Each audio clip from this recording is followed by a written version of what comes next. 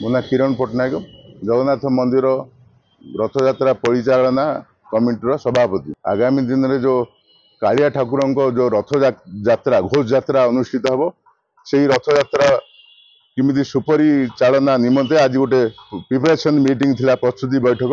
यही प्रस्तुति बैठक में विभिन्न लाइन डिपार्टमेंट ऑफिसर माने आउ चेयरमैन सार आउ कमिटी बृंद प्रशासक सेवायत माने एकाठी बसी गोटे निष्पत्ति नेले।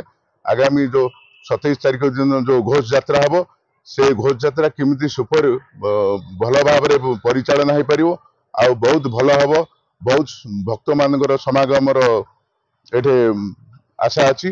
तेणुक यहाँ किमिति सुफली मंडित हो पार रथ यात्रा। तेणुक गोटे निर्यास बाहर करागला आ विभिन्न निष्पत्ति निगला।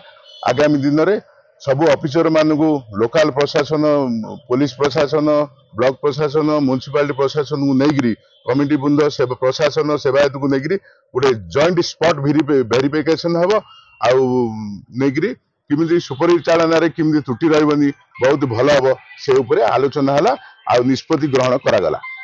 प्रस्तुति बैठक में सैनिटेशन उपरे आउ हेल्थ उपरे आउ ये मेडिकल उपरे आउ इलेक्ट्रिक फायर उपरे एवं लॉ एंड ऑर्डर उपरे आलोचना है। समस्त विभागीय ऑफिसर माने उपस्थित थिले, समस्ते मतामत देले आउ बहुत भाव में प्रिपरेशन मीटिंग सफल है।